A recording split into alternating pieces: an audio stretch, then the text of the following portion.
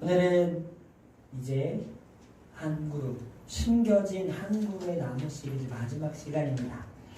앞에 화면 한번 볼까요? 우리 같이 읽어보겠습니다. 제목을 읽어봅니다. 시작. 영원히 사는 나무. 자, 영원히 사는 나무. 이것은 무엇을 가리킬까요? 영원히 사는 나무. 나무는 수명이 있죠. 우리 인생도 수명이 있죠. 하나님께서 우리를 사망에서 생명으로 옮겼고 죽음에서 영원한 생명으로 옮기신 줄로 믿습니다. 우리 한 사람 한 사람이 영원히 사는 나무라는 것을 우리가 고백해야 한다는 것입니다. 보면 사실은 1차적으로는 이 영원히 사는 나무는 무엇이냐? 바로 예수님이세요. 누구요? 예수님이세요. 그리고 우리가 영원히 살기 위해서는 어떻게 해야 되냐? 그 영원히 사는 나무에 붙어 있으면 돼요. 아멘. 우리가 잘 붙어 있으면 되는 줄로 믿습니다. 내가 그 나무 되려고 따로 심겨지는 그것이 아니에요. 우리는 그냥 잘 붙어 있으면 되는 줄로 믿습니다. 아멘. 그리고 오늘 이 비유에 대해서도 그 이야기를 같이 말씀을 통해 나눠보기를 원합니다. 명절에 이제 예배하러 온 사람들이 있습니다.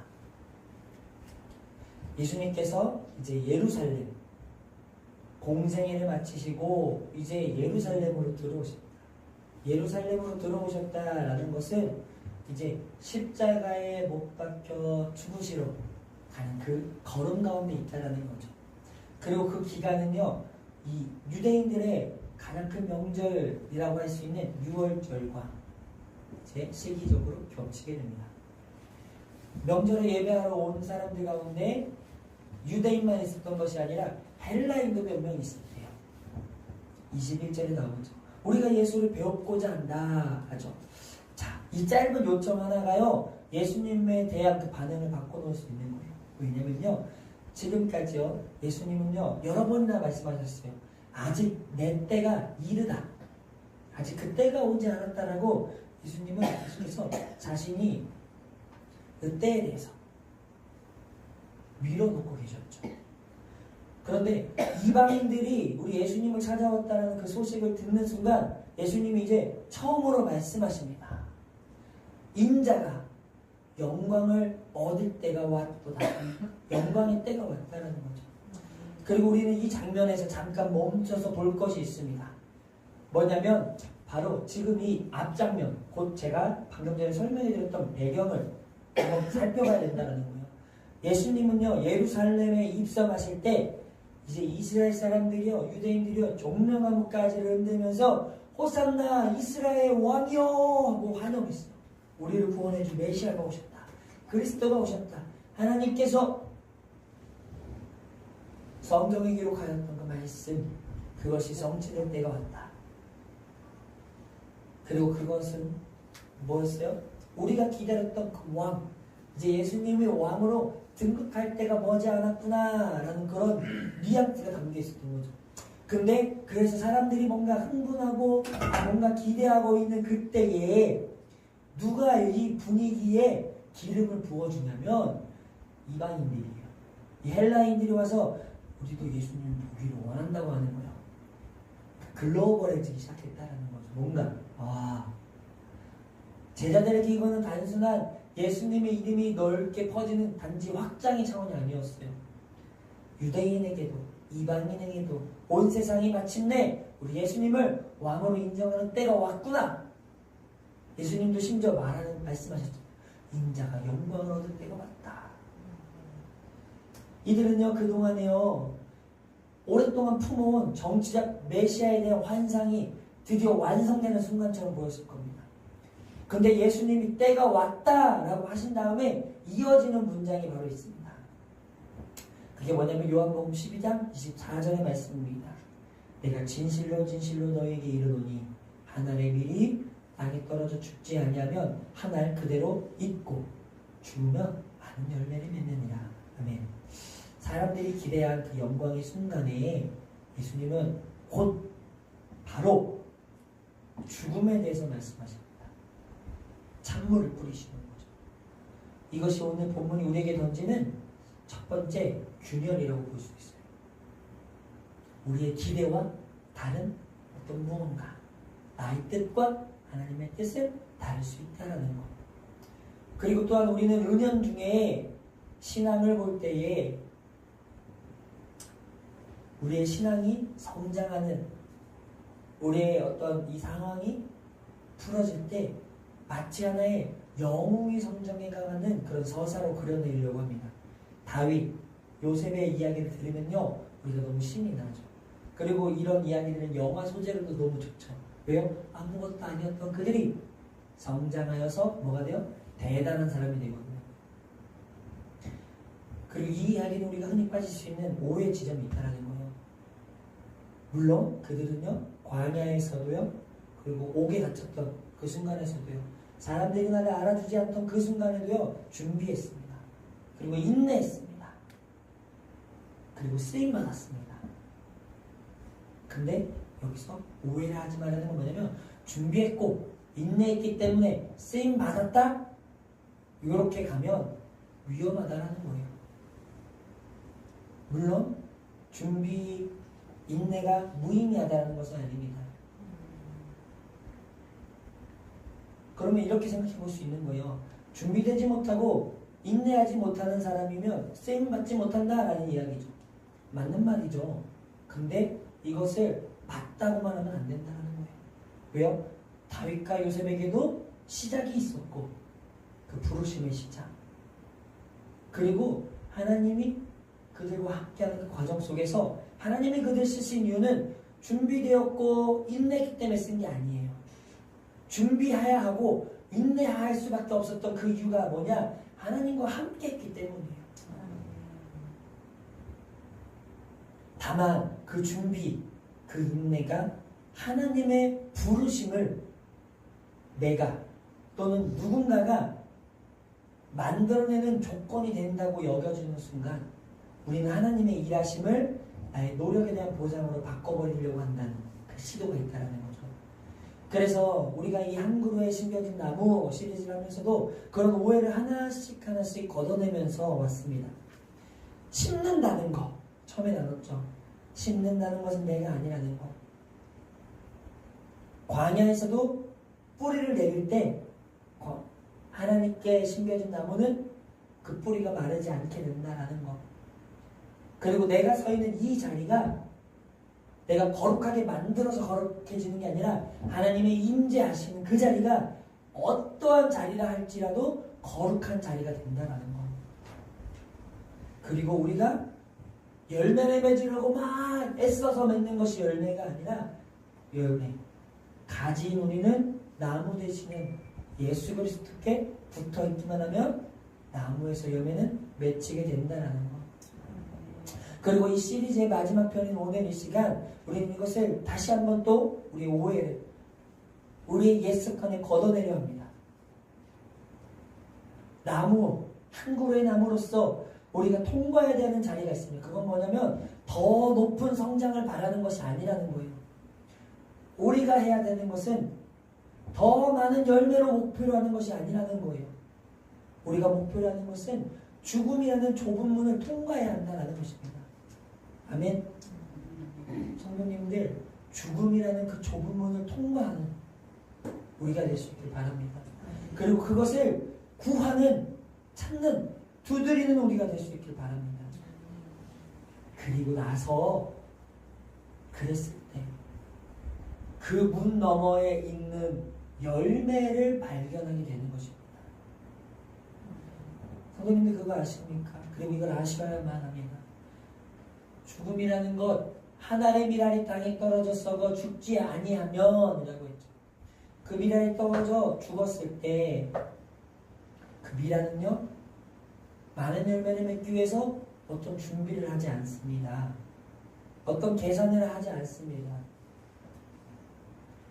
그 많은 열매는 준비와 계산을 통해 얻게 되는 것이 아니라는 거예요. 본문을 한번 다시 읽어볼게요. 내가 진실로 진실로 너에게 이르노니 한 알의 밀이 땅에 떨어져 죽지 아니하면 한 알 그대로 있고 죽으면 많은 열매를 맺느니라. 이 한 문장 안에 미랄이 할 수 있는 일이 뭐냐? 정확히 그것이 무엇인지 나와 있습니다. 뭐냐? 딱 하나예요. 떨어져 죽는 거예요. 그 이상도 그 이하도 아닙니다. 열매가 몇 개나 맺힐지, 언제 맺힐지, 심지어 맺히기는 할지, 이 모든 것은 미랄의 소관이 아닙니다. 미랄은 그것을 결정할 수도 없고 알 수도 없고, 미랄이여 흙 속에서 하는 일은 성장을 하는 것이 아니라 자신의 형체를 잃어버리는 거예요. 껍질이 물러지기 시작하고 흙 속에 있으면서 원래 모양이 무너지고, 그 미랄이었던 것은 이제 썩어지면서 더 이상 미랄로 존재하지 않게 되죠. 그리고 그 자리에서 나오는 것은 이제 미랄 자신이 아니라 전혀 다른 형태의 그 시작이 시작되는 줄로 믿습니다. 전혀 다른 형태의 그 시작에서 이제는 많은 생명의 열매가 맺히게 되는 것입니다. 여기서 우리는 조심해야 할 지점이 있습니다. 죽으면 많은 열매를 맺는다. 이 문장은요, 우리는 은근히 이렇게 바꿔 읽을 수 있습니다. 아, 많이 죽을수록, 세게 죽을수록, 더 많이 헌신할수록, 많이 희생할수록 그만큼 열매도 커지겠구나. 얼핏 같은 말처럼 들리지만 전혀 다른 신앙인 거예요. 앞에 것은 죽음과 열매 사이에 하나님이 계시다는 것인데, 뒤에 것은 죽음의 크기가 열매의 크기를 보장해 준다는 거예요. 그렇다면 뒤에 있는 것은 사실은 죽음이라는 형태를 띄었지만 죽음이 아니라 그것은 뭐예요? 투자인 거예요. 계산인 거예요. 내가 이만큼 자신을 갈아 넣으면, 희생하면 하나님이 그만큼 반드시 갚아주실 것이라는, 겉모양은 헌신이지만 속에서는 여전히 내가 그 결과를 붙들고 있는 자리라는 것입니다. 진짜 미랄은 그런 계산을 하지 않습니다. 아니, 할 수가 없습니다. 캄캄한 흙 속에서 자기 형체가 무너져가는 그 시간 동안 미랄은요, 다른 어떤 것도 통제하려 할 수 없습니다. 그것은 미랄이 경험해야 하는 진짜 죽음인 거죠. 성도님들, 우리가 경험해야 될 죽음, 그것은 진짜 죽음이에요. 근데 이것은 아무것도 알 수 없다고 남겨두라는 말이구나, 우리가 무지해도 된다는 말이구나 얘기하는 것이 아니라, 이것은 뭐예요? 내려놓아야 한다는 거예요. 결과에 대한 부분을 내려놓으라는 거예요. 내가 미랄로서 땅에 떨어져 썩어져 죽었을 때 무엇이 될지, 언제 싹을 틔울지, 얼마나 열매를 많이 맺게 될지, 그것을 알지 못하게 된다. 그것이 아니라 나에게는 이걸 결정할 권리가, 권한이 없다라는 것, 그것을 받아들여야 한다라는 거예요. 내려놓고 맡겨드리라는 거죠. 그렇다면 결과를 소망하는 것 자체가 잘못된 걸까요? 아니죠. 구체적인 것을 구하고 소망하는 것은 지극히 성경적인 것입니다. 문제 해결을 위해서 응답을 받기 위해 간구하는 것은 하나님도 얼마든지 기쁘시게 받는다는 거예요. 다만 그 자세가 다르다는 겁니다. 겟세마네에서 예수님은 지극히 구체적인 것을 구하셨습니다. 자, 내 아버지여, 만일 할만하시거든 이 잔을 내게서 옮겨달라고 하여 주셨습니다.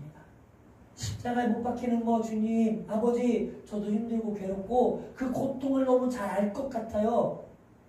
십자가에 못 박혀보시라고 할 때 내 손에 못 박히는 거에 대해서 한번 얼마나 아픈지 경험해 보시겠어요? 물어보지 않아도 알거든요. 얼마나 아플지. 예수님도 아실 수밖에 없단 말이에요. 예수님이 인간의 모습으로 오셨기 때문에 똑같이 아픔을 느끼시고 배고픔을 느끼시고 슬픔을 느끼시고 기쁨을 느끼시는 분이셨다는 거예요. 그런데 그 기도는 곧바로 이렇게 이어집니다. 그러나 나의 원대로 마시고 아버지의 원대로 하옵소서. 이게 뭐예요? 그 응답이 내가 그린 그림대로 되지 않아도 저는 여전히 아버지 신뢰하겠습니다. 이것이 우리가 품어야 하는 경건한 소망의 모습입니다.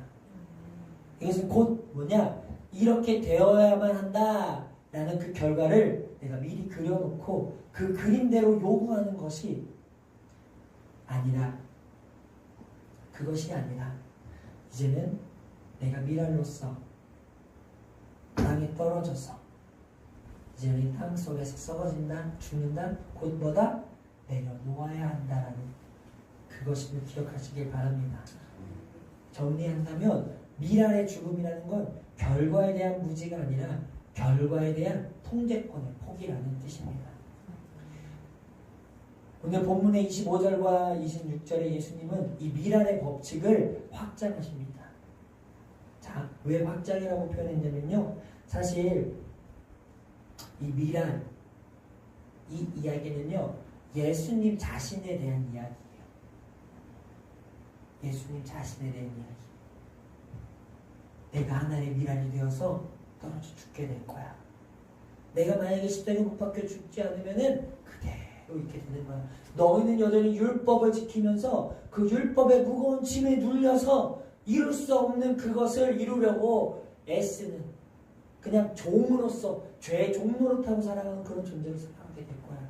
그런데 내가 너희를 사랑하기에 너희 죄의 그 짐을 지고 내가 십자가에 못 박혀 죽었을 때 나의 보혈의 그 피가, 그 능력이, 그리고 3일 만에 사망 권세를 이기고 내가 부활할 때 비로소 많은 열매를 맺게 될 거야. 그럼 여기서 말하는 많은 열매는 뭐예요? 우리인 거예요. 하나님의 미랄은 예수님이고 맺게 될 많은 열매는 누구요? 우리인 거예요. 우리는 예수님이 맺게 된 열매인 거예요.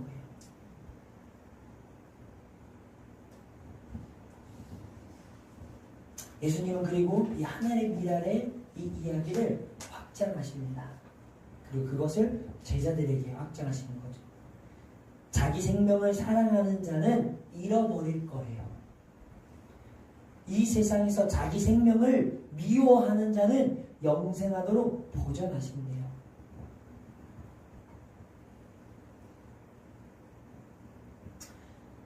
자, 그리고 예수님은 이렇게 또 말씀하십니다.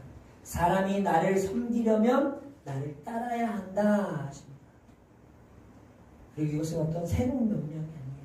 예수님께서 계속 제자들에게 해오신 말씀이세요. 이것은 구약에서도 하나님께서 이미 선지자들을 통해서 계속 말씀하여 오신 부분인 거예요.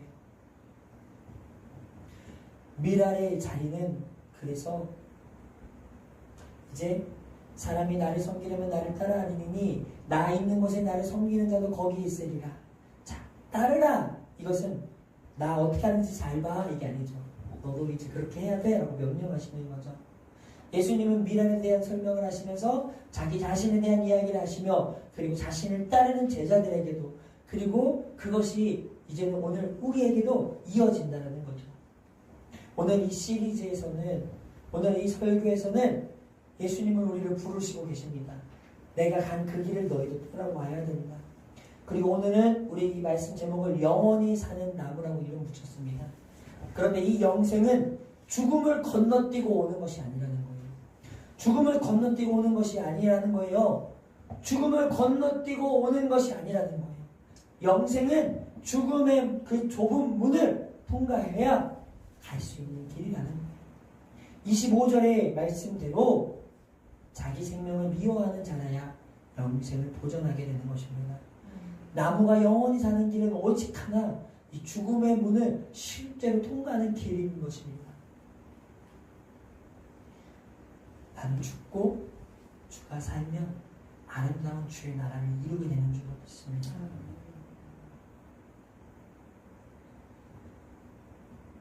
그리고 우리는 어떤 한 그루의 나무로서 있을 때 우리는 늘 기억해야 됩니다. 내가 독립된 주체로서 살아가는 나무가 아니라는 걸 기억해야 돼요. 그럼 우리는 어떤 나무예요? 예수님께 붙어있는 나무라는 것을 기억해야 됩니다. 그럼 우리가 해야 되는 것은, 우리의 죽음은 뭐예요? 자기 희생, 자기 헌신, 자기 열심으로서의 죽음이 아니라 그 그 모든 것을 포기하고 주님 저는 붙어 있겠습니다. 그 결과를 주님께 맡겨드리고 저는 붙어 있겠습니다. 그것이 우리가 해야 할 죽음의 자리라는 거예요. 자기 생명을 미워하는 자라요. 나에게 선한 것이 무엇이 있겠습니까? 우리가 열심히 해서 잘 인내해서 좋은 결과를 얻는다 한다 할지라도 그것이 우리의 영생과 무엇이 연관이 있습니까? 우리의 영생의 보전은 오직 우리의 죽음, 내가 나로서 나의 성과로서 나를 증명하는 것이 아니라 그것을 내려놓고 주님께 맡겨드리는 것. 주님, 저의 열매는 저로부터 나오는 것이 아닙니다. 주님, 저의 열매는 오직 나무 대신 주님께 붙어 있을 때에 주님이 맺게 하시는 그 열매, 그것만이 저의 열매인 줄로 믿습니다라고 우리가 고백해야 할 줄로 믿습니다. 곧 그건 뭐예요? 우리의 생명력은 나무에 붙어 있을 때에 나무로부터 전해질 수 있다라는 거예요. 그래서 새로운 명령이 아니라는 거예요. 미랄은요 본래 예수님 자신을 가리키는 말이었고 예수님의 미랄되는 단 한 번의 대속의 사건이고 이 죽음은 자기 부인과 그래서 동일시할 수 없다라는 거죠. 그러니 이제 우리는 제자의 미랄됨으로 확장해서 이해해야 한다는 거예요. 본문의 25절, 26절의 표현처럼 자기 생명을 미워하는 것, 자기 부인인 것이죠. 이 영적인 언어는요, 이제 일상의 영역으로 옮겨가야 합니다. 우리가 매일 반복하는 일들이 있어요. 그것은 마치 작은 절제와 다르지 않아요. 성령의 열매라고 하죠. 사랑과 희락과 화평과 온유와 자비와 양선과 오래 참음과 충성과 이 모든 것들이 그것이 우리의 삶에 열매 맺기 위해서 우리가 해야 될 그것들이 우리가 그 모든 열매 맺으려고 하는 그 모든 것들이 결국에는 향하는 자리가 있다는 것을 기억해야 된다는 거예요. 왜 우리가 사랑하려 하는가? 우리가 왜 화평하려 하는가? 우리가 왜 인내하려 하는가? 우리가 왜 절제해야 하는가? 그것이 향하는 자리가 있다는 것을 기억하십시오.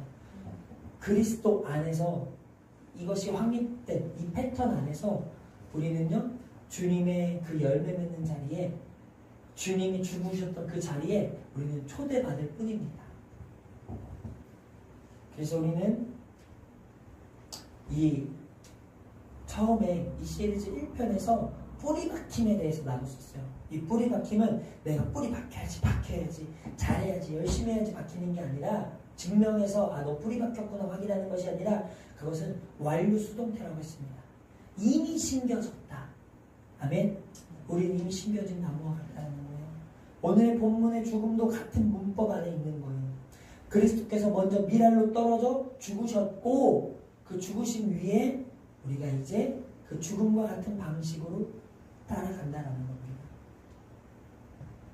주님께서 열어놓으신 그 길을 내가 따라가야 할 줄로 믿습니다. 제가 이번에 지방에 사는 연합 청소년 수련회 다녀왔잖아요. 예상 인원이 원래 70에서 100명 사이였어요. 근데 150명으로 늘었다는 얘기를 들은 거예요. 그러면서 이제 준비 인원이 부족하다는 얘기를 듣고 기도하는 가운데 말씀을 드렸어요. 담당하는 목사님께 제가 도울 수 있는 게 있으면 좋겠습니다. 저희 목사님께서 이제 실무를 담당하시는 목사님과 연락하고 이렇게 하다가 필요하다는 거예요. 그래서 그러면 저는 그냥 표현상 말단 직원이라고 하죠. 저는 그냥 스태프로 참여할게요. 그래도 될까요? 했더니 너무 좋다. 나는 참여했죠. 저희 교회에는 내주 교회는 중고등부가 지금 없습니다. 그러니까 그건 뭐예요? 함께 갈 애가 없다라는 거, 아이가 없다라는 거예요. 그래서 2박 3일 동안 제가 한 거는 설교가 아니었어요. 그리고 어떤 순서도 맡을 생각이 없었어요. 왜냐면 제 자리가 없었거든요. 이미 다 모든 것이 정해져 있었고 그냥 가서 열심히 하라는 거 해야겠다.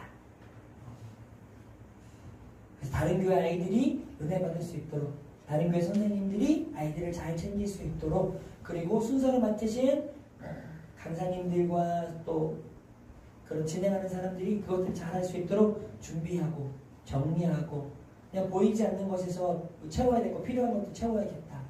그런 것들을 하려고 갔죠. 설교는 귀한 일입니다.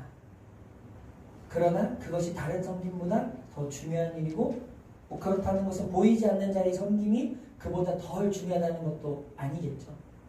똑같이 중요한 거겠죠. 몸에는 여러 지체가 있고 어느 지체도 다른 지체보다 더 필요하지 않다고 성경은 말합니다. 각자 그곳에 있는 팔은 팔로서, 손은 손으로서, 눈썹은 눈썹으로서 그곳에 위치하는 그 이유가 있다는 거죠. 그리고 그 시간 동안 저에게 주어진 자리는 설교의 자리, 드러나는 자리가 아니었습니다. 준비하는 자리, 정리하는 자리, 치우는 자리. 저는 그 자리에서 제가 죽어져야 할 자리라고 생각했습니다. 여전히 제 마음에는요, 증명하고 싶고요, 자랑하고 싶고요, 드러나고 싶은 마음이 있습니다. 근데 거기서 아무도 알아주지 않는다는 그 자리가 너무 감사했습니다. 그리고 이상하게도 그 시간이 너무 기쁜 거예요. 왜요? 하나님이 기뻐하시는 그 일에 제가 동참할 수 있다는 그 자체에 너무 기쁜 거예요. 감사한 거예요. 그래서 진짜 둘째 날 저녁에는 진짜 어떤 마음이 드냐면 진짜 우리 애들 데리고 온 기분인 거예요. 아, 저녁 시간이 너무 기대된다. 무슨 일이 있을까? 어떤 일이 일어날까? 하나님이 어떤 일을 행하실까? 너무 기대가 되는 거예요.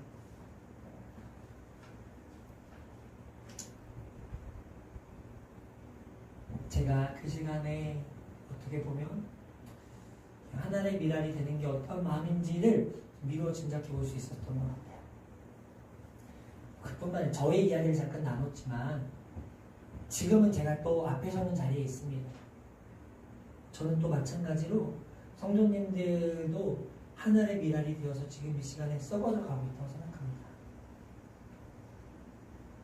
말씀을 듣고 아멘을 하고 또 그것으로 내 삶에 적용하려고 하시는 그것, 내 뜻이 아니라 주님 뜻대로 되게 해달라고 하는 그것, 또 삶의 자리에서 일하는 것, 또 주부는 밥을 준비하고 또 일하시는 분들은 직장에서 일을 해야 되고 밭을 돌보고 또 만나야 할 사람을 만나고 가족을 돌보고 하는 이 모든 것들이요, 사소한 거라고 생각할 수 있지만 아까 몸에게 있어서 지체가 더 중요하고 덜 중요한 것이 없이 모두가 다 필요하다고 말하는 것처럼 성도님들이 계신 그 모든 자리에서 다 하나의 미랄로서 땅에 떨어져 썩어 죽어질 수 있는 줄로 믿습니다. 보이지 않는 그 자리에서 하나님은 보고 계신 줄로 믿습니다. 미랄은요, 자기가 떨어진 자리에서 무슨 일이 일어나는지, 앞으로 무슨 일이 일어날지 보지 못합니다. 그런데도 떨어집니다. 그래서 제가 그 수련의 시간 동안에 기대는 할 수 있어요. 소망은 가질 수 있어요. 근데 그 아이들이 앞으로 어떻게 변할지 저는 앞으로 보지 못해요. 근데도 불안하거나 근데도 쟤네들이 우리 애들이었으면 좋겠는데 이런 마음이 들지 않았어요. 하나님께 맡겨드리게 되더라고요. 자유하더라고요. 한 번은 그런 일이 있었어요.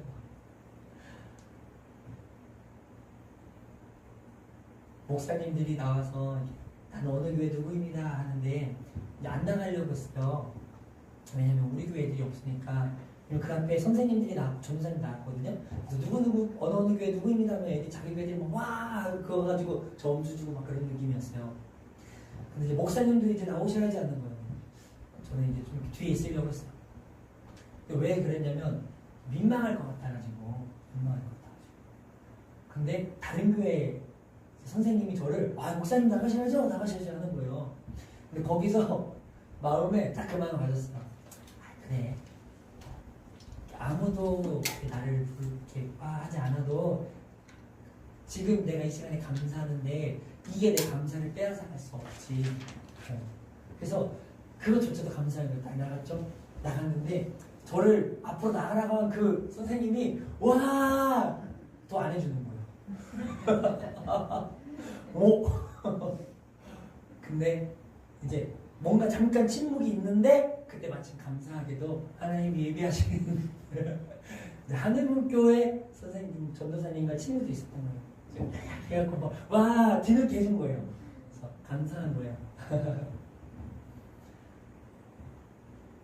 그냥 누가 화낼 때 이걸 얘기하는 게 아니라 사람들이 볼 때 그 상황에 저를 어떻게 봤을지는 잘 모르겠어요.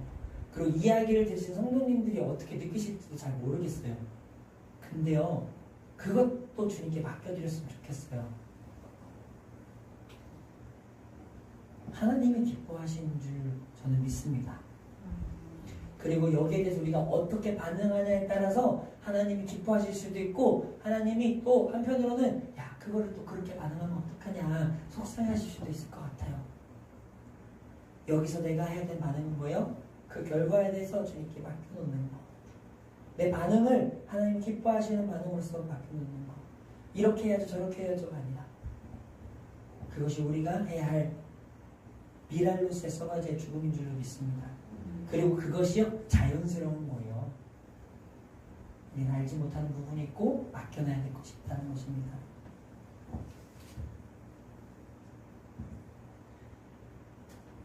자, 이제 우리가 조금 말씀을 정리하겠습니다.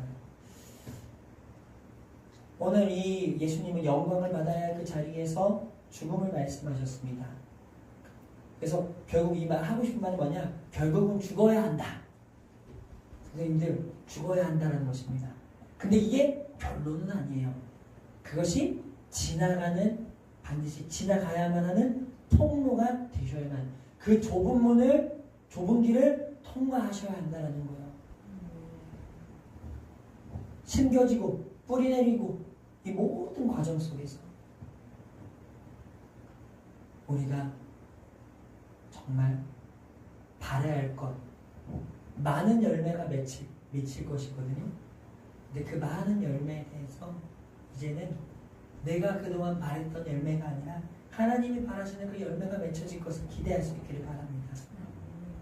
죽음 다음에는 언제나 하나님이 주시는 새로운 형체가 있습니다. 예수님께서도 죽음 이후에 부활의 첫 열매 되어서 우리에게 그 열매가 무엇인지 보여주셨습니다. 그리고 우리에게도 약속해 주셨습니다. 너희도 그와 같이 주님이 다시 오시는 그날 주님과 같은 모습으로 다시 일어나게 될 거라고 주님이 약속해 주셨습니다. 자, 이제 마무리하겠습니다. 나는 그렇다면 지금 무엇을 여전히 움켜쥐고 있으려고 합니까? 나는 어떤 열매를 맺고 싶어 하십니까? 아니면 나는 썩어져 죽는 것이 아니라 나는 아니야. 나는 썩을 수 없어. 나는 죽을 수 없어. 나는 이것을 내려놓을 수 없어. 나는 그 죽음이라는 문 앞에서 여전히 하나 그대로 머무르려고 하는지 아니면 그 죽음의 문을 향하여 나아가고자 하려고 하는지 우리가 그 마음을 정하였으면 좋겠습니다. 그 마음의 자세, 태도, 방향을 확정하셨으면 좋겠습니다. 기도하겠습니다.